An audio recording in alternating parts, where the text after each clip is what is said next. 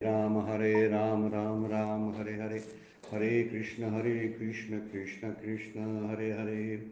ब्रह्मानन्दं परमसुखदं केवलं ज्ञानमूर्तिं द्वन्द्वातीतं गगनसदृशं तत्त्वमस्यादिलक्ष्यम् एकं नित्यं विमलं अचलं सर्वधी साक्ष्यभूतं भावातीतं त्रिगुणरहितं सद्गुरुं तं नमामि। नमामि सद्गुरु शान्तं सच्चिदानन्दविग्रहं पूर्णब्रह्मपरानन्दैशम् आनन्दीवल्लभं सद्गुरु सच्चिदानन्दं केवलं करुणाकरं ज्ञानयोगेश्वरं वन्दे ज्ञानदेवा पुनः पुनः। अलङ्कापुरी पुण्यभूमि पवित्र तिथे नांदतो ज्ञानराजा सुपात्र तया आठविता महापुण्यराशी।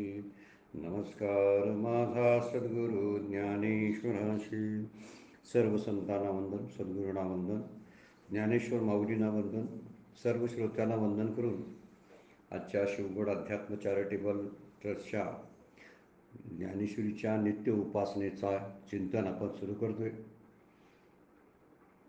आजच्या कालच्या चिंतनामध्ये आपण 22 नंबरच्या श्लोकाला सुरुवात केलेली होती। त्याच्यावरची 145 नंबरची ओवी 7व्या अध्यायातील आपण विचारात घेत होतो। स तया श्रद्धया युक्तस्तस्या आराधनमीह्यते लभतेच तथा कामान्येव विहितानि तान। हे देवतापूजक भक्त देवतांचे भेदज्ञान ज्यात आहे अशा श्रद्धेने युक्त होऊन त्या देवाच्या विग्रहांचे आराधन करतो आणि त्या देवाच्या विग्रहापासून मीच निर्माण केलेली इष्टफळे मिळवितो, अशा अर्थाचा श्लोक कालच्या याच्यामध्ये आपण पाहिला होता। म्हणजे तो त्या श्रद्धेने युक्त होतो आणि त्या देवतेची आराधना करतो। पण भगवंतच काय करतात, ती निर्माण केलेली ती इच्छित फळे त्याला भगवंताने निर्माण केलेलीच फळं मिळत असतात। म्हणजे भगवंत त्यांच्या इच्छा पुरवण्याचं काम करतो। म्हणजे आश्वासनं वेगळीच देतात आणि पूर्तता वेगळीच करतात, असा एक साधारणसा भाव त्यामध्ये आहे। माऊली म्हणतात की ह्या दोन्हीमध्ये भेद जोपर्यंत दिसतो आणि अद्वितीय असं तत्वाचा अद्वैत पुसरी विरळा जाणे असा एखादाच असतो की तो अद्वैताचं कौशल्य जाणत असतो, अद्वैतामध्ये कसं जगायचं जाणत असतो। त्यामुळे सगळीकडंच एकच ब्रह्मतत्व व्यापकपणे विस्तारलेलं आहे। त्याला कोण दत्त म्हणेल, कोण महादेव म्हणेल, कोण विष्णू म्हणेल, कोण कृष्ण म्हणेल, कोण त्याला वासुदेव म्हणेल किंवा कोण त्याला प्रभू रामचंद्र म्हणेल। प्रत्येकाचे वेगवेगळे भाव त्यामध्ये प्रकट होतात, पण सगळीकडं विचार करायला गेलं तर एकच तत्व आहे की जे तत्व या देवदेवतांच्याद्वारे या अशा कामिक भक्तांच्या इच्छा पुरवण्याचं काम भगवंत स्वतः करत असतात। असं एक मग या श्रद्धायुक्त त्याची आराधन जे उचित ते सिद्धीवरी समस्त वर्तो लागे। सिद्धीला नेण्याचं काम, फळप्राप्तीपर्यंत नेण्याचं काम जे आहे ते भगवंतालाच करावं लागत असतं। त्यामुळं भगवंत कुणाचं वाईट करत नाही आणि कुणाचं भलं करत नाही। ते तत्व सूर्यासारखं आहे। सूर्य कुणाचं वाईट करतो आणि सूर्य कुणाचं भलं करतो। तप्त उन्हामध्ये एखादी एखादा प्रवासी जर प्रवास करत असेल, चालत असेल, तर त्या उन्हाच्या झळा त्याला इतक्या त्रासदायक होतात। आणि त्याचवेळी एखाद्याला थंडीनं कुडकुडणारा एखादा जर मनुष्य असेल तर त्याला त्याच उन्हाच्या झळा अगदी शीतका किंवा अत्यंत शांततादायक किंवा अत्यंत उबदारपणा देणाऱ्या वाटतात। त्यात सूर्याचं काय मोठेपण आहे किंवा सूर्याचं काय त्यामध्ये करणं आहे, काहीच कर्तृत्व नसतं। म्हणून भगवंत काय कुणाच्यावरही अन्याय करत नाही। भगवंताच्या दरबारामध्ये अन्याय नसतो। त्यामुळे कुणाला खुश नाही आणि कुणाला नाखुश करण्याचा प्रश्न नाही। ज्याचा जसा भाव तशा पद्धतीनं देव त्याला प्रसन्न होत असतो आणि देवदेवतेंच्याद्वारे त्यांच्या इच्छा पूर्ण करण्याचा प्रयत्न करत असतो। जे सगळीकडे हे तत्व एकच आहे हे माऊली परत सांगतात। ऐसे जेणे जेणे जे भाविजे ते फळ तेने पाविजे। ज्या भावनेनं युक्त होऊन तो काय करेल तो त्या पद्धतीनं होत असतो। परत तेही सकळ निपचे मजची सव, पण ते सुद्धा जे प्राप्त व्हायचं आहे ते माझ्यापासूनच प्राप्त होतं।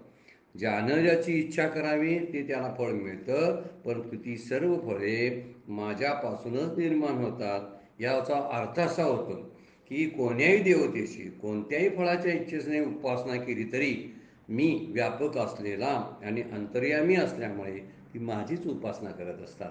कारण सगळ्यामध्ये भगवंतच भरून राहिलेला आहे. ते कुठल्या देवाची उपासना करतात, ती सगळी उपासना भगवंतापर्यंत जाऊन पोहोचत असते. फक्त ते कुठल्या तरी माध्यमाच्या द्वारे जातात, ही त्यांची चूक आहे. दुसरी चूक आहे की ते कामिक भक्ती असते, सकाम भक्ती असते, ही दुसरी चूक आहे. त्या दोन्ही गोष्टीमुळंच परमेश्वराची, खऱ्या देवाची प्राप्ती, खरा देव बाजूलाच राहतो.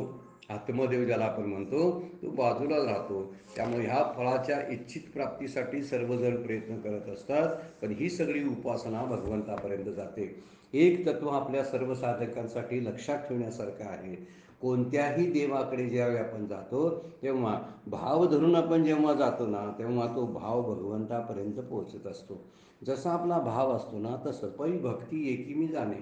भक्तीतला मुख्य गोष्ट कोणती असेल तर पै भक्ती एकीमी जाणे ते साने थोरण म्हणे आम्ही भावाचे पाहुणे, असं माऊली बोलतात 9व्या अध्यायामध्ये. आम्ही भावाचे पाहुणे आहोत. जे भाव ज्यावेळी असेल त्याच वेळी भगवंताची प्राप्ती होत असते. मग भाव कोणता धरला याला फार महत्त्व आहे. श्रद्धा कोणती आहे याला फार महत्त्व आहे. 3 प्रकारच्या श्रद्धा 17व्या अध्यायामध्ये सांगितलेल्या आहेत. सात्विक श्रद्धा आहे, जी भगवंताचीच आराधना करतात, त्या एकतत्वाची आराधना करतात. एक राजस आहे, की देवदेवतेंचं काय करतात, आराधना आणि प्रार्थना करत असतात. आणि तामसी जे लोक असतात, तामसी भक्त जे असतात, ते भूताखेतांची पूजा करत असतात. या सगळ्यांच्यावरून एक गोष्ट लक्षात येते आपले, जसा तामस भाव, राजस भाव, सात्विक भाव, त्या भावाप्रमाणे तो करत असतो. बरं, जसा भाव तसंच ज्यानं फक्त भगवंतच मागितला त्याला भगवंत मिळाला, आणि ज्याला काहीतरी विषय सुख मागितलं त्याला विषय सुख मिळालं, आणि ज्याला अगदीच काय नको त्या गोष्टी पाहिजे होत्या, त्या नको त्या गोष्टी त्याला प्राप्त झाल्या. सगळ्यांच्या दृष्टीनं हा विचार केला तर जसा भाव असतो तशाच पद्धतीनं भगवंताची प्राप्ती होत असते. त्यामुळे भगवंत एकच आहे, या मुद्द्यावर आपण स्थिर होणं फार गरजेचं असते. जी इच्छा भावना असते तसं फळ मिळतं, पण ते पण फक्त भगवंताकडून दिलं जातं. देवतांच्याकडे ते फळ देण्याचं सामर्थ्य नसतं. त्यामुळं देवदेवतांच्या ठिकाणी जी शक्ती असते ती भगवंतांनी दिलेली असते. काल आपण उदाहरणं घेतली, मंत्र्यांचं उदाहरण घेतलं, पंतप्रधानांचं उदाहरण, किंवा मंत्र्यांचं उदाहरण घेतलं, मुख्यमंत्र्यांचं उदाहरण घेतलं. ज्या सुविधा प्राप्त होणार आहेत त्या मुख्यमंत्र्याच्या सहीनं, पण मंत्री जे असतात ते त्यांनी दिलं असं आपल्याला वाटत असतं. त्यामुळं मंत्र्यांचीच आपण काय करत असतो, आराधना करत असतो. तसाच प्रकार आहे, देवदेवतेंची आराधना केली तर देवदेवतेंच्याकडे तेवढं सगळं पूर्ण फळ द्यायला सामर्थ्य नसतं. ती शक्ती भगवंताकडून घेतलेली असते.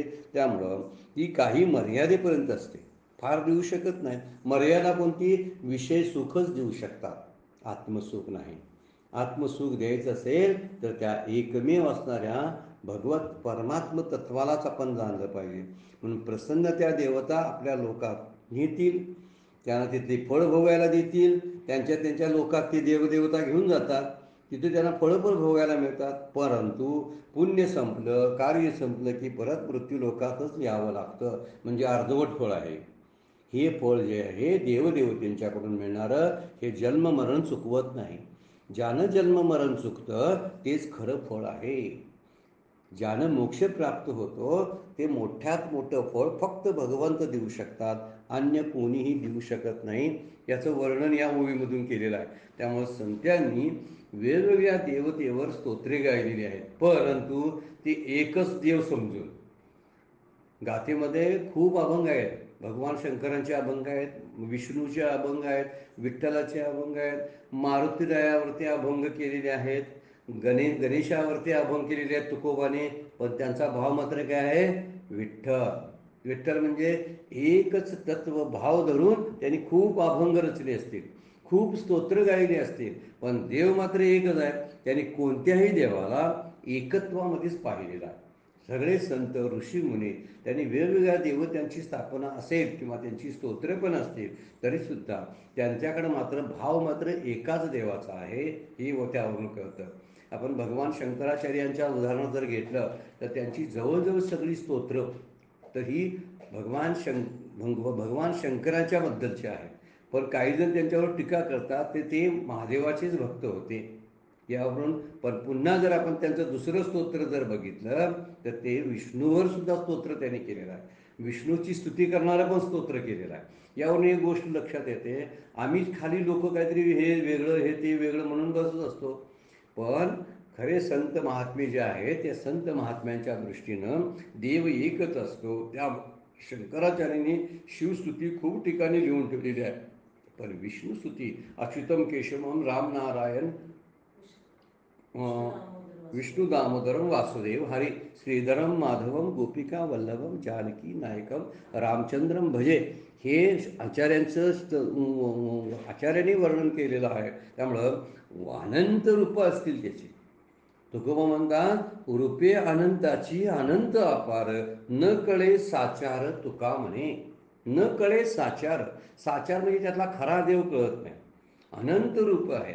कालच आपण बघितलंय, कोटी कोटी रूपे तुझी, कोटी चंद्र सूर्य तारे, कुठे कुठे शोधू तुला, तुझे अनंत देवारे.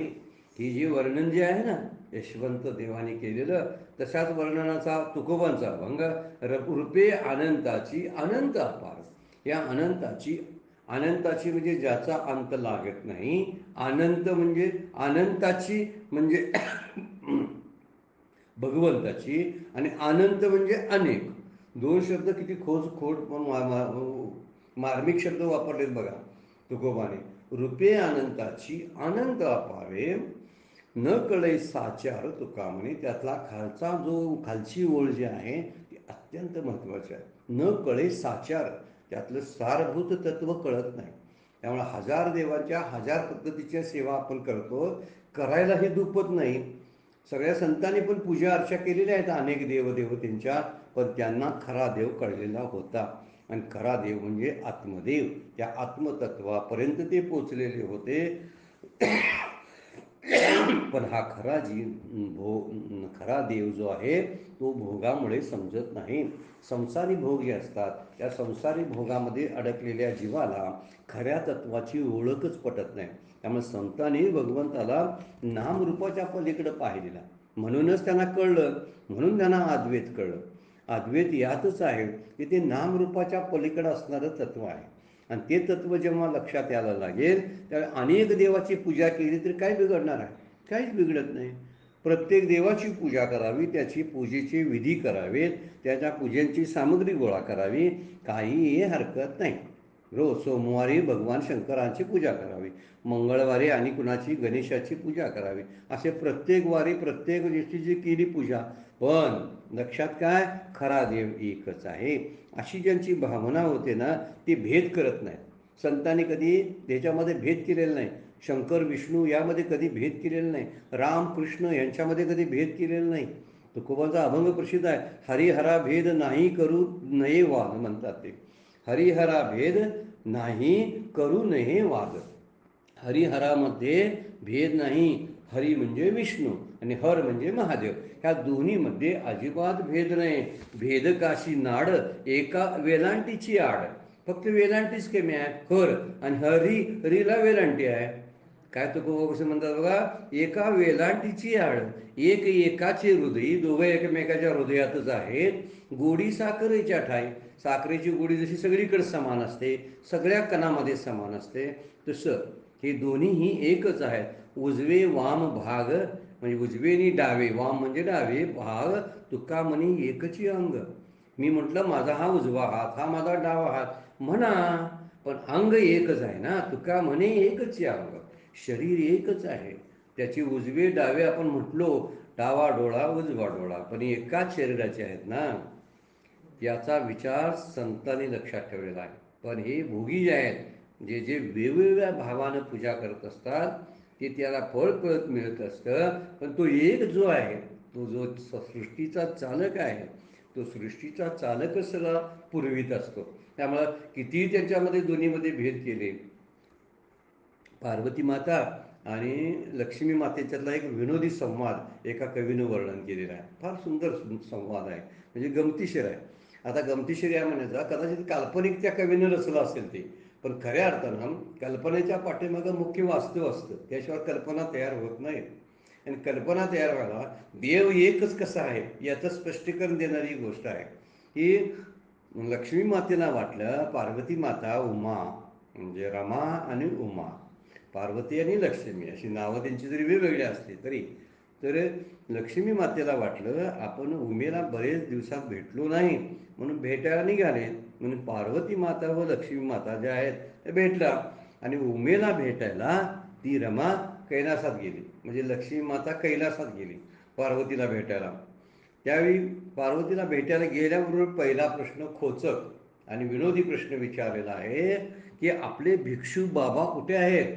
आपले भिक्षू बाबा म्हणजे काय, भगवान शंकर कुठं आहेत.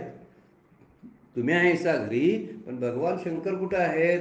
म्हणजे तिनं कसं कमी लेखलं बघा भगवान शंकराला, भिक्षुक शब्द वापरला. भिक्षुक म्हणजे भिकाऱ्यासारखा वेश असतो ना भगवान शंकराचा, म्हणून भिक्षुक कुठं आहेत म्हणजे जणू ती भगवान शंकराला भिकारी म्हणते आणि विष्णूला राजा समजते. राजाधिराज विष्णू कोण, राजा, सगळ्या जगाचा सगळ्या सृष्टीचा राजा तो आहे, त्यामुळं तुझा तो आहे तो भिक्षुक आहे. पण पार्वती माता, दुर्गा माता गप्प बसली नाही. पार्वती मातेला लगेच, त्या बुद्धिमान होत्या, तो भिक्षू होय ती म्हणती कसे बघा.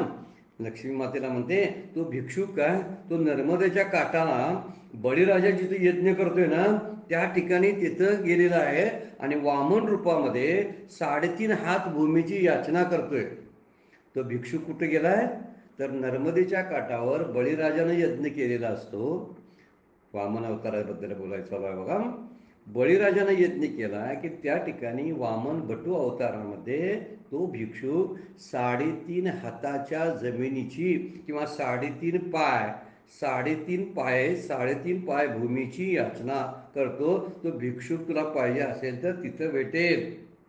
लक्ष्मीला काय समजायचं समजलं. आता तो वामन अवतारातला कोण होता तर भगवान विष्णू होते. पण लक्ष्मी मातेला कशी टोला कसा मारला लक्षात घ्या. तू जर भगवान शंकराला जर भिक्षुक म्हणत असेल तर तुझा विष्णू वामन अवतारातून भीकच मागायला गेला ना बळीराजाकडे. बळीराजाकडे 3 पाद भूमी मागितली, 3.5 पाद.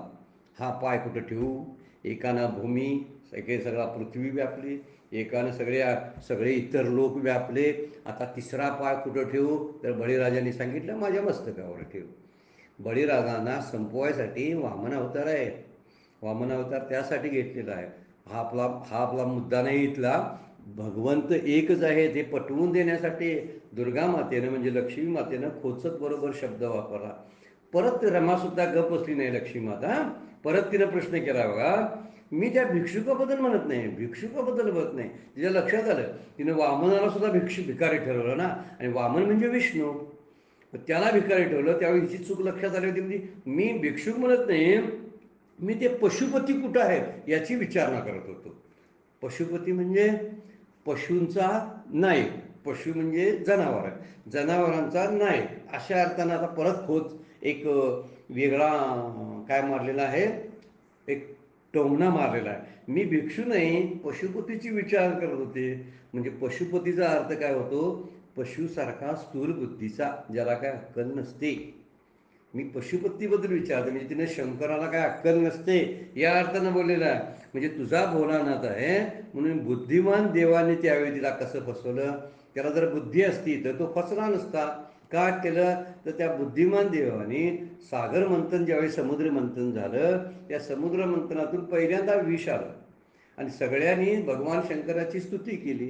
हा भोळा सांब, आणि तो त्या स्तुतीला भाळला आणि भाळून त्यानं सगळं विष प्राशन केलं. शहाणा असता, बुद्धिमान असता तर विष का प्राशन केलं असतं.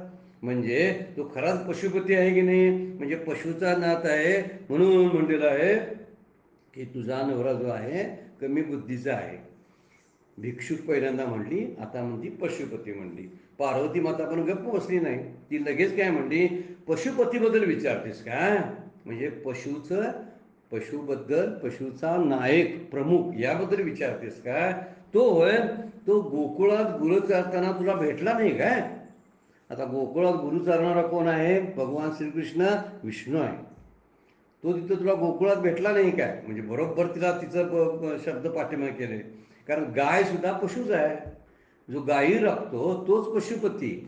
जर भगवान शंकर पशुपती असतील तर विष्णू सुद्धा पशुपती आहे. म्हणजे दोघांमधलं एकत्व किती सांगितलेलं आहे बघा. रमा अजून गप्प बसली नाही बरं काय. लक्ष्मी लगेच म्हटली मी पशुपतीबद्दल विचारत नाही, तर पनंग भूषणाबद्दल विचारते. एक पनंग भूषण नाव आहे भगवान शंकराचं. पनंग पनंग भूषण म्हणजे ज्याच्या सगळ्या अंगावर, पनंग शब्दाचा अर्थ आहे साप, पन्नंग अंग, सगळ्या अंगावरती साप असा भूषण धारण करणारा पनंग भूषण. त्या पनंग भूषणबद्दल विचारतो की ज्याच्या सर्व अंगावर साप असतात आणि सापासारखा तमोगुणी तुझा नवरा, तुझा पती आहे, त्याच्याबद्दल मी विचारतोय.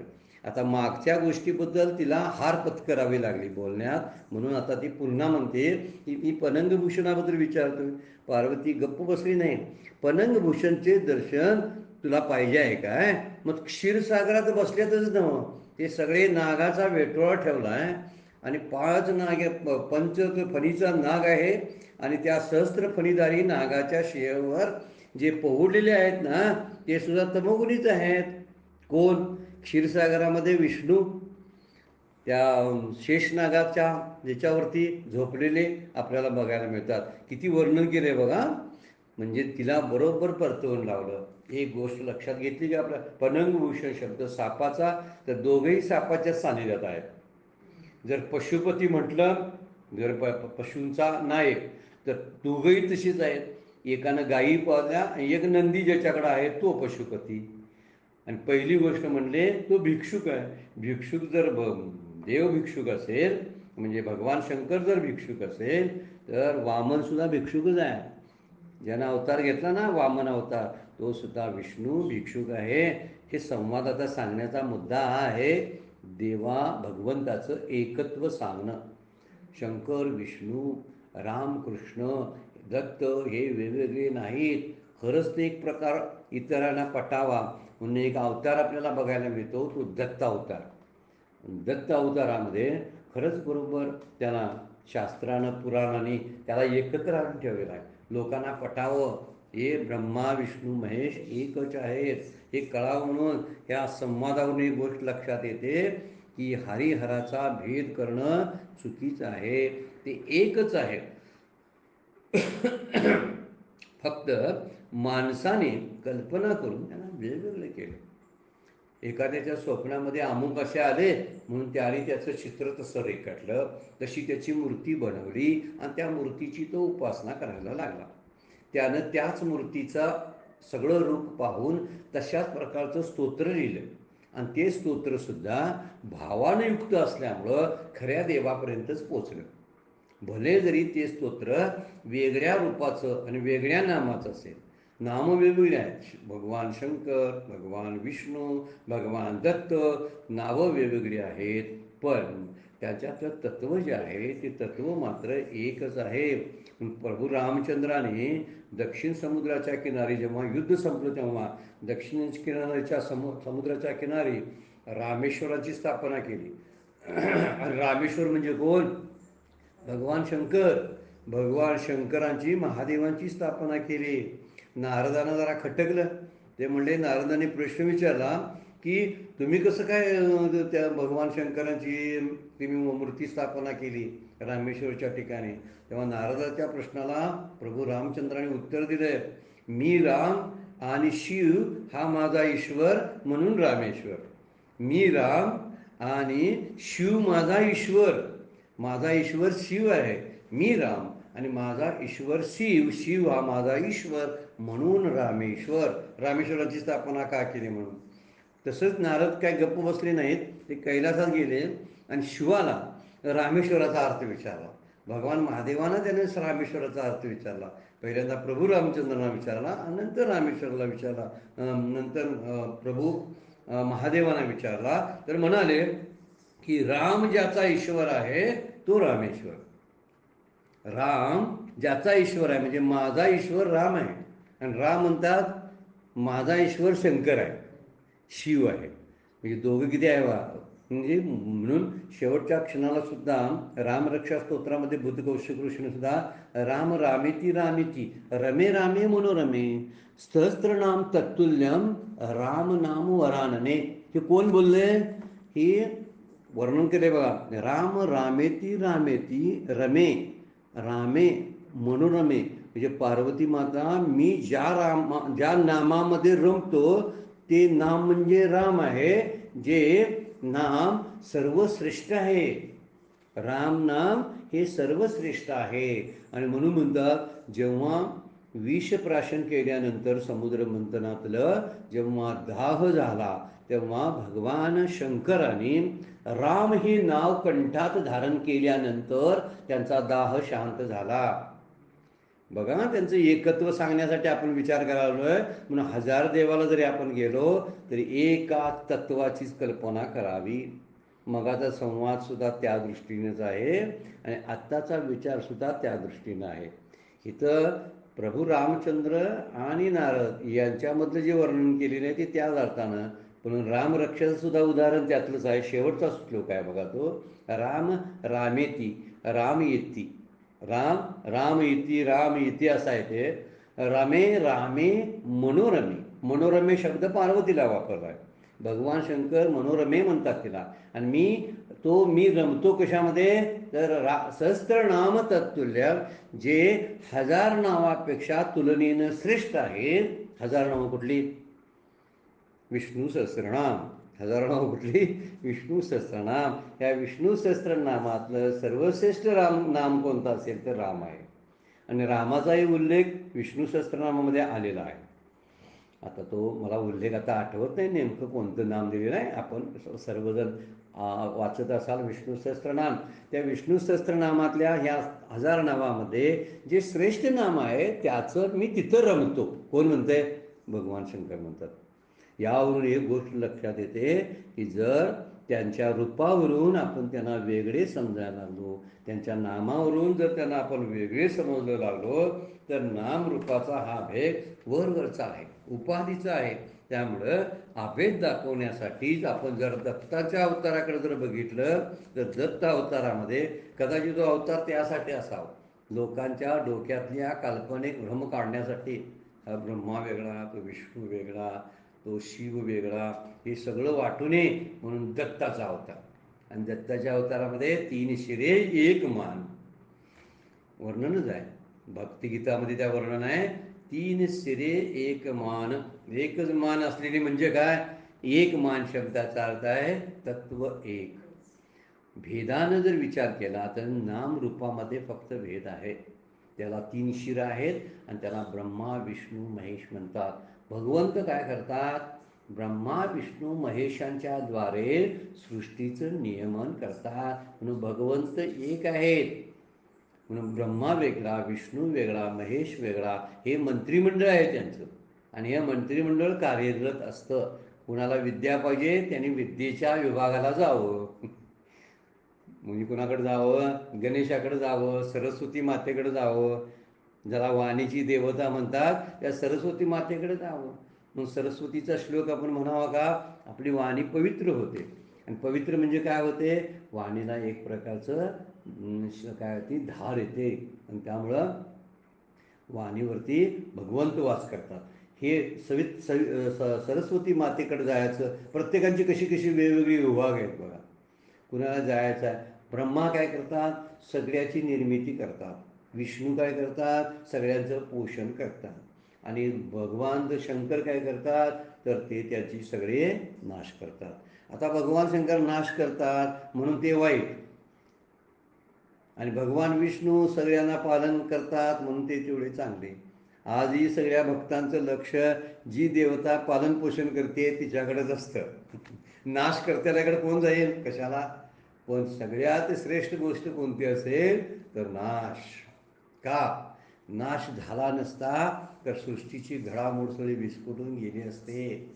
त्यामुळं जशी निर्मिती गरजेची आहे तसा नाश गरजेचा आहे. त्यामुळे विष्णू मध्ये आहेत आणि विष्णू काय करतात, त्याला पोटापाण्याची व्यवस्था करतात. म्हणून पोटापाण्याचा व्यवस्था करणारा मोठा वाटतो आणि शिक्षा करणारा तो कमी वाटतो. आणि ज्यानं जन्म दिला तो लक्षातच नसतो, कारण डोळं बंद असतात जन्म झाला त्यावेळी. कुणी जन्म दिला माहीत नसतं. लोक सांगतात ही तुझी आहे म्हणून त्याला कळते. काय कळते त्याला, नाही कळत. संत आम्हाला म्हणतात ती तुमची आई आहे तिकडे बघा जरा, अरे तुम्हाला जन्म दिलाय त्यानं, भगवंताने तुला जन्म दिला असं संत आपल्याला ओळख करून देतात देवाची, म्हणून आपल्याला कळते. नाही तर आपल्याला काय कळणार आहे त्याचं महात्म्य. आईसुद्धा पोराला कळेल का सांगा बघू? त्याचं डोळं मिटलेलं असतात, त्याला 4 वर्ष काही कळतच नाही की काय आपली आई कोण आणि बाई कोण. जी मला खायला घालते ती तिला आवडत असते. काय ती आई म्हणून प्रेम करते सांगा बघू? अजिबात नाही. जगामध्ये कोणी कुणावरती फुकट प्रेम करत नाही. अगदी बाळ, जन्मलेलं बाळसुद्धा आईच तेवढी फुकट प्रेम करते त्या पोरावर, कारण तिचं काय त्याच्याकडनं काय घेणं नाही देणं नाही.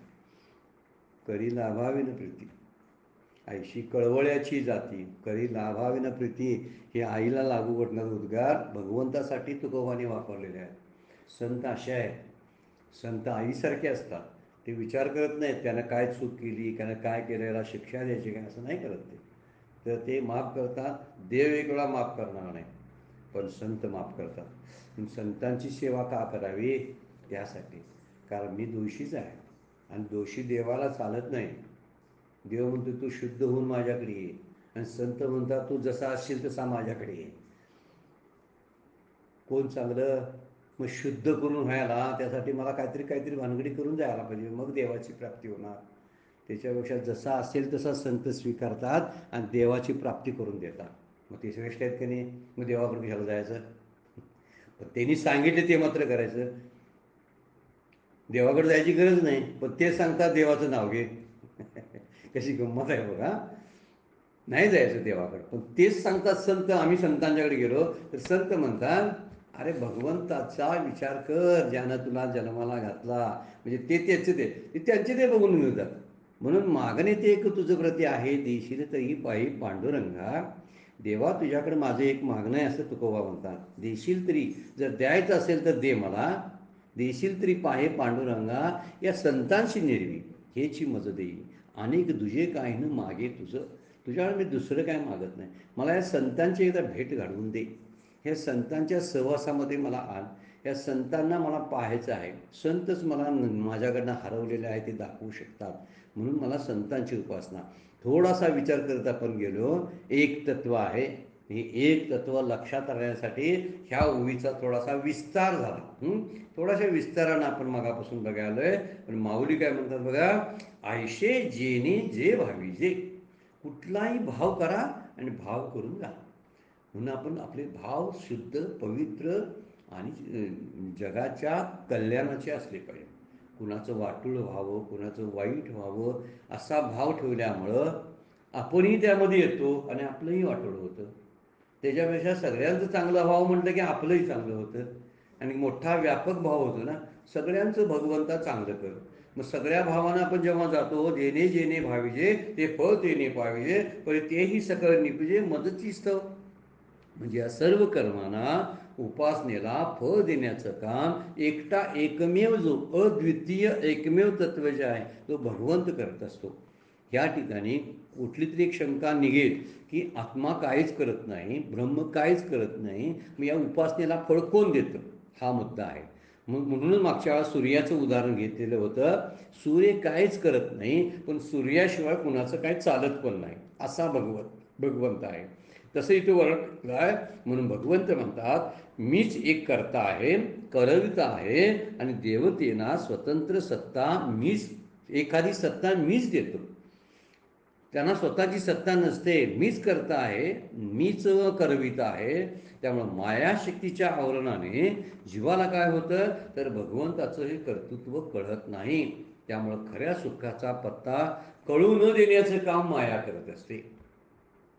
मायेमुळं देव वेगवेगळे वाटायला लागतात, त्यांच्या उपासना वेगवेगळ्या कराव्याशा वाटतात, वेगवेगळ्या फळांची अपेक्षा करायला लागतात.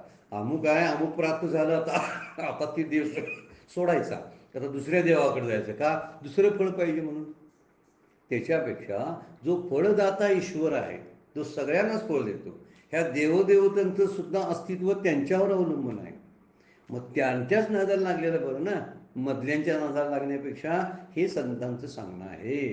त्यामुळे फळ देण्याचं काम भगवंतच करत असतात. त्यामुळं मायाशक्ती जी मध्ये आवरणाचं काम करते ती खऱ्या सुखाचा पत्ताच लागू देत नाही. त्यामुळं समस्त विश्वाचा करता धरता हरता एक परमेश्वर आहे. करता धरता हरता. गणपतीच्या अथर्वशीर्षाची सुरुवात आहे.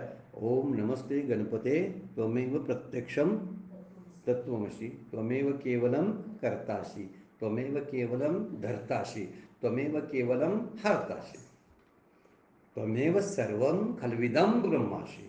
तू सर्व खल्विदम म्हणजे सर्वम खल्व इदम ब्रह्म असा सर्वम खल्विदम ब्रह्माचा अर्थ आहे. सर्व खल्व जे जे दिसतं ते, इदम जे आहे ते इदम ब्रह्म. सर्वम खल्विदम ब्रह्मासि. कोण आहे? गणपतीचं वर्णन केलेलं आहे अथर्व शीर्षामध्ये. म्हणजे गणपती हा भगवंतच मानलेला आहे त्या अथर्व शीर्षामध्ये. किती सुंदर कल्पना आहे बघा. आणि आम्हाला काय म्हणतोय, हा गणपती वेगळा. आता गणपती करताशी धरताशी हरताशी त्वमेव केवलम करताशी. तूच केवळ करता आहेस. त्वमेव केवलम धरताशी. तू धारण करणाराही तूच आहेस. आणि त्वमेव केवलम हरताशी. आणि हरण करणारा पण तूच आहेस. म्हणजे उत्पत्ती करणारा तू, स्थिती करणारा तू आणि लय करणाराही तूच आहे. म्हणजे तमोगुणाची देवता भगवान शंकर ते लय करतात. जे कसले सात्विक गुणाचे विष्णू आणि ब्रह्मदेव हे राजस गुणाचे. ह्या तीन वेगवेगळ्या देवता आहेत. त्या वेगवेगळ्या गुणाप्रमाणे त्यांच्यात पण तीन गुण आहेत. तीन देवतेमध्ये तीन गुण आहेत. म्हणजे तीन गुणांना धरून त्या तिन्ही देवता सृष्टीचं नियमन करत असतात. आणि हे नियमन एका भगवंताकडून होते.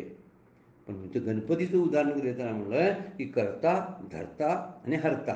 करता म्हणजे निर्माता, धरता म्हणजे धारण ठेवतो, पालन पोषण करतो, आणि हरता म्हणजे लय करतो, त्याचा नाश करतो. तिन्ही कामं फार महत्त्वाचे आहेत. आणि तो एकमेव परमेश्वर आहे, अन्य देवता नाही.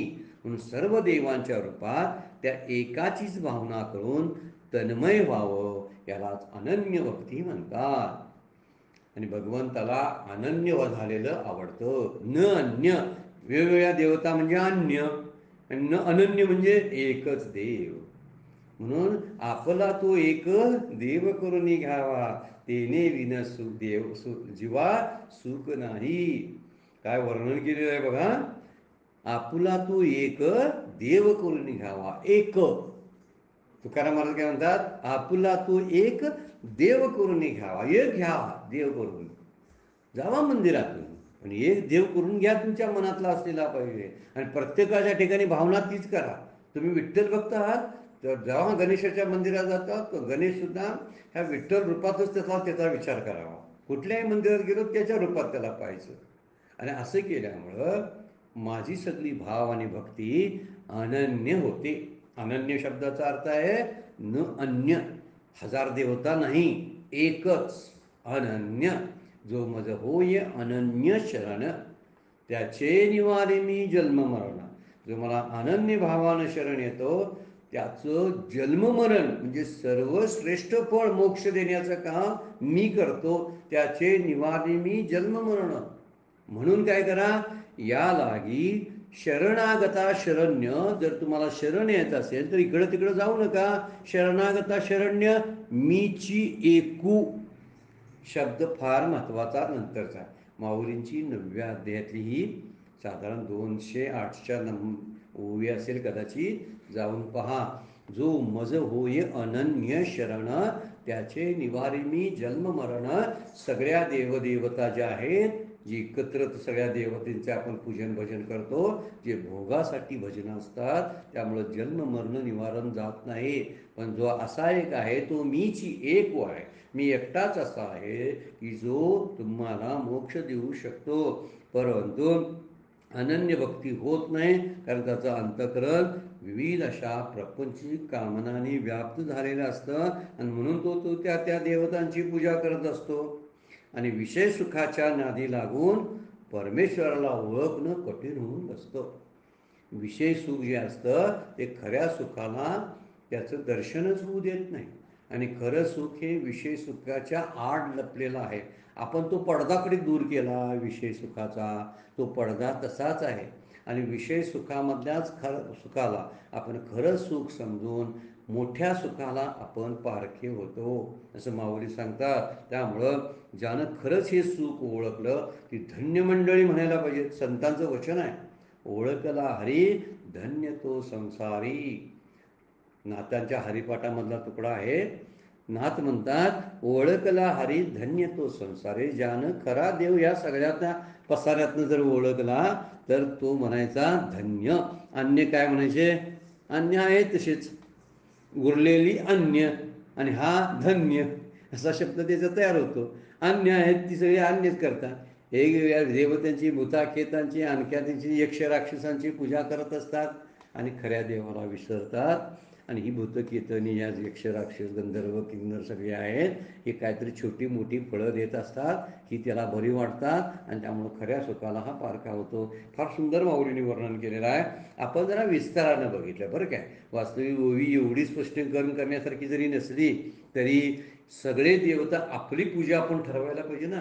म्हणून आत्ता आपण आपल्या साधनाला एक दिशा मिळावी म्हणून एकच देवता असली पाहिजे, एकच नाम असलं पाहिजे, एकच गुरु असले पाहिजे म्हणजे आपल्याला, आणि एकच ग्रंथ आपल्याला अभ्यासात असला पाहिजे.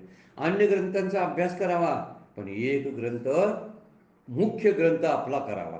दुसऱ्यासाठी तो मुख्य नसेल कदाचित, आपल्यासाठी तो करायला पाहिजे. कोणताही असू दे बरं काय. शास्त्र खूप आहे मोठं, पण एक तरी करावा. जसं तुकोबा म्हणतात, आपुला तो एक देव करून घ्यावा, येणे विना जीवा सुख नाही, एरते माईक दुःखाची जनिती. वर्णन पुढं आहे, प्रत्यक्षात अभंग बघायचा असेल तर बघू शकता. आपुला तो एक देव करून घ्यावा अशी त्या अभंगाची सुरुवात आहे. सुंदर अभंग आहे. पण या ठिकाणी आपण एक गोष्ट लक्षात केली पाहिजे, एकच नाम, एकच दैवत, नंतर एकच गुरु आणि एकच ग्रंथ. चार गोष्टी आपण बोलल्या बरं काय. ह्या चार गोष्टी आपण सर्वांनी अंगीकारणं फार गरजेचं आहे. जर बरोबर ठोका नेमक्याच ठिकाणी जर पडला तर दगड फुटतो बरं काय. आणि बाजून इकडे तिकडे किती ठोके देत जरी आयुष्य गेलं, काय किती जन्म जातात काय माहीत नाही. त्यामुळं सगळे ठोके वाया जातात. म्हणून मर्मावर जर घाम घालायचा असेल तर तो एकच मर्म आहे, एकच देव, एकच नाम, एकच गुरु आणि एकच ग्रंथ. हे जर नित्य असं पाळणूक आपण जर केली आणि एक व्रत म्हणून घेतलं तर निश्चित त्याचा फायदा झालेला आपल्याला एक थोड्या दिवसात दिसून येईल, असं सगळे संत सांगतात. फार सुंदर वर्णन केलेलं आहे. या श्लोकावरती दोनच ओव्या होत्या. 22 नंबरच्या श्लोकावरती 145 आणि 146. नंतरच्या चिंतनामध्ये 7व्या अध्यायातला 23वा श्लोक आपण आणि त्याच्यावरती माऊलींच्या असणाऱ्या 4 ओवींचा विचार करणार आहोत. आजची सेवा सद्गुरूंच्या चरणी, भगवान ज्ञानेश्वरांच्या चरणी अर्पण करून विराम घेऊया. पुंडलिक वरदारी विठ्ठल श्री ज्ञानदेव तुकाराम.